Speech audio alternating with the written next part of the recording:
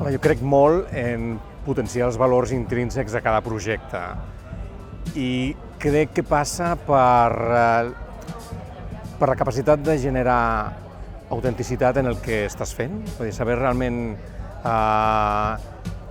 filtrar i seleccionar allò que et fa realment rellevant i diferenciar d'altres projectes. Vull dir, passa molt per la part més soft del projecte.